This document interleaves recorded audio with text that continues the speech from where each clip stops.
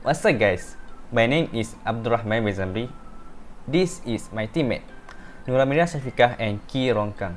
We are from SMBP4 and we are doing some compost video for soil science and fertility subject ABT 22204.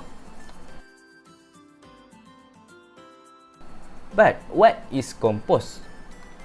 Compost is a mixture of ingredients used to fertilize and improve soil.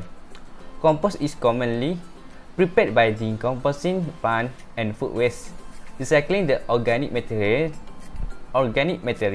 so that the mixture is rich in plant nutrients and beneficial organisms such as worms and fungi mycelium. We can make DIY of compost at home, but how? Let's watch the video that made by our group members. Hi, I'm Amira Radzi from SMBP4. Now, how to make home composting using kitchen waste? First thing first, you need to prepare materials which are box, plastic, dry leaves, soil, water, and of course, kitchen waste. After prepare the materials, there are several steps you need to follow. Let's see the home composting that made by Kang and Rahman. The first layer, you need to add some dry leaves in the box.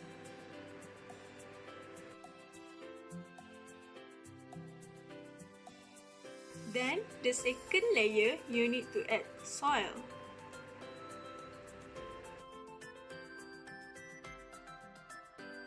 For the third layer, you need to add kitchen waste.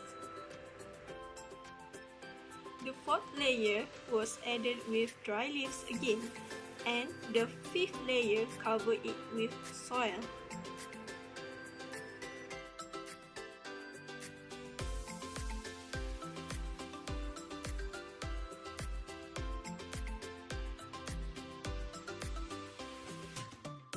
Next, put water on it to keep moist.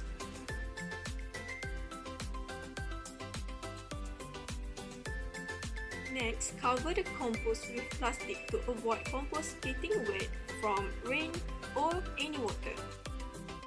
For the result, as you can see the changes of color in day 1 and day 7. The color for day 1 is lightly brown, while day 7 the color becomes darker brown. After 2 weeks, the color of compost remains unchanged, but the texture is more soft and slightly humous compared to day 1 and day 7. That's all from me. I will pass to Kang to explain the benefits of compost, components in compost, and what materials should not to compost. Hello, had a good day and thank you, Am. So next I'll continue on benefits of compost. There are a total of 5 major benefits of compost, which we can see here: enrich soils, introduce valuable organism, recycle waste, reduces the needs of chemical fertilizer, as well as conserve soil water. Next, let's go through one by one. First of all is enrich soil. Compost consists of micro and micronutrients obtained from decomposition. Besides that, compost also able to help soil to retain its nutrients and fertility via CEC content.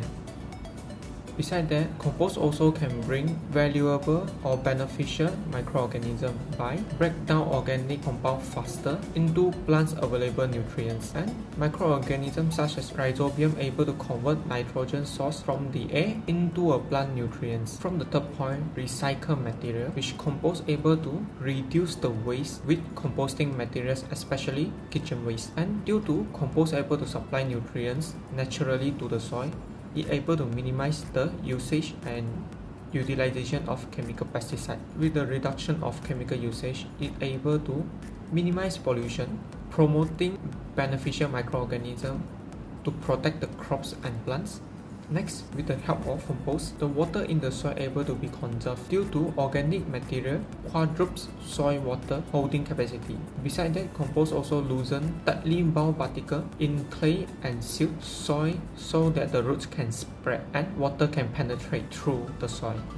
After finish benefits of compost, let's move on to the component in compost. Compost is actually made up of three main elements, which is green, brown, and blue. Green represent vegetable and fruit peels. Brown represent branches and dry leaves, which supply carbon, and blue represent water, which to provide water for microorganism metabolic activities, which like just now we say, brown able to provide carbon source, green able to provide nitrogen source, and blue able to provide water to the compost, which these three are the main element in compost. There are certain things that can be used in compost such as fruits and vegetables, eggshells, papers, leaves, ashes, and tea bags. On the other hand, there are also things that shouldn't be utilized in compost, such as dairy product, due to daily product will plumps the food and encourage anaerobic decomposition, which will secrete a faulty smell. Then come to